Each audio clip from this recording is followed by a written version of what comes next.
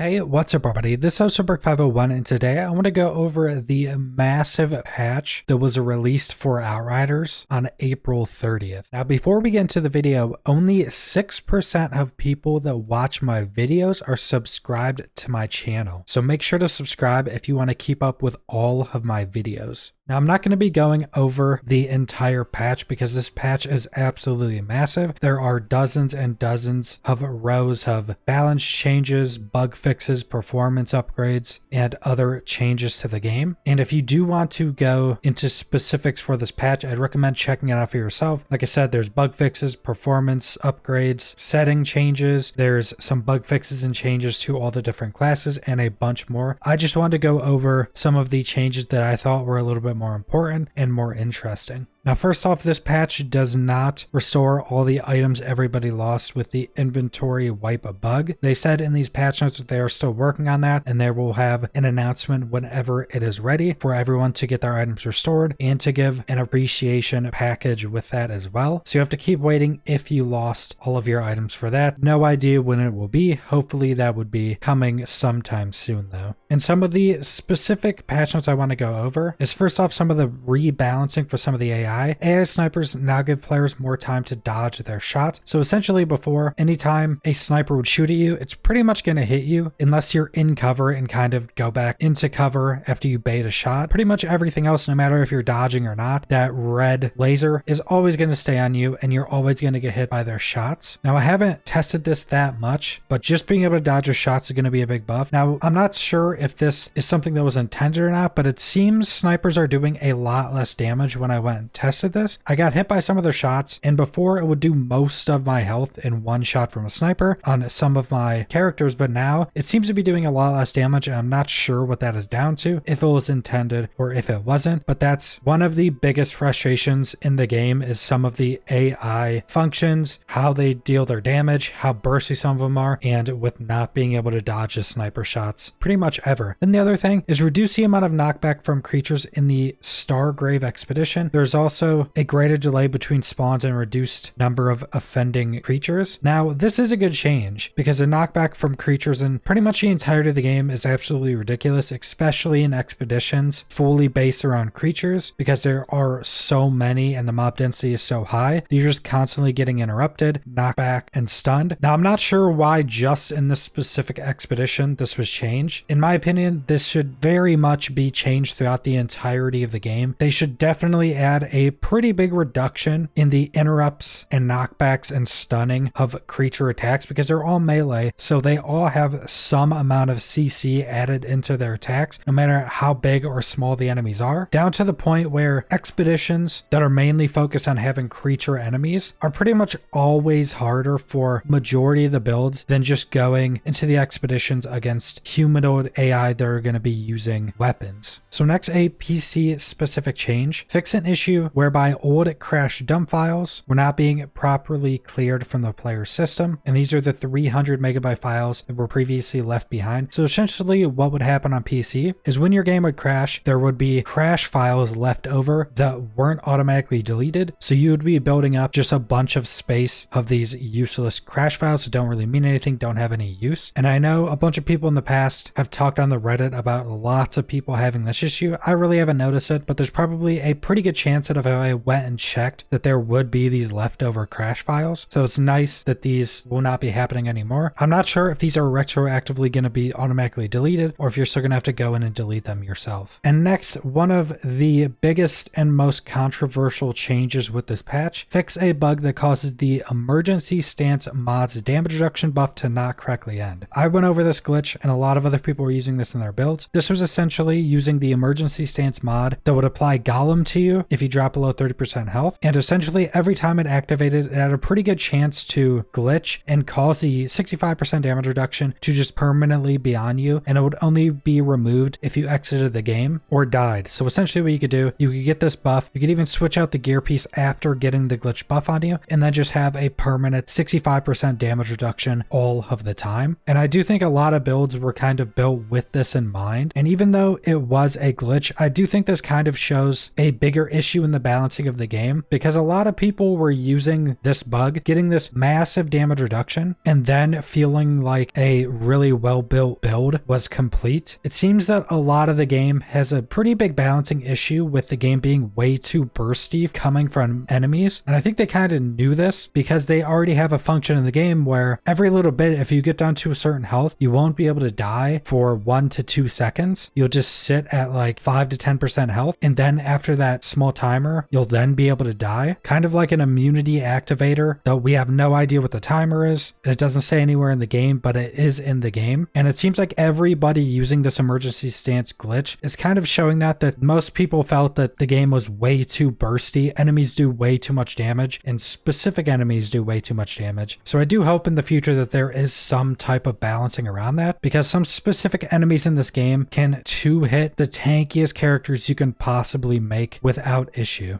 Now next up is a kind of small change, again specifically for PC. The available FOV configuration setting has been increased from 90 to 130. So now you can go up to 130 in your FOV. If you don't know what that is, your FOV is essentially how far back your camera is from your character. So if you're at 90, you're going to be closer up to your character. If you're at 130, you're going to be pulled way back from your character, like you zoomed out or zoomed in kind of. Now I did try this. At 130, I don't know who could play like this. It has such a bad like fisheye lens tunnel vision type effect that it'll probably make most people sick who try to use it. It seems going above 100 FOV starts to have a really bad version of that effect in the game. So I'd recommend probably not going above 100, especially going to 130. It's probably not something you're ever going to be playing on. So the final change I want to go over is the cost of improving rare to epic and leveling up epic gear from levels 1 to 30 has been lowered. Now they say this will help make improving items cheaper in the early game, but this can still make improving items at the late game much cheaper. So essentially, if you have a blue item and you upgrade it to epic, it's going to be cheaper, and leveling up epic gear any level is also going to be cheaper, because if you got an item to epic, it will then cost titanium every level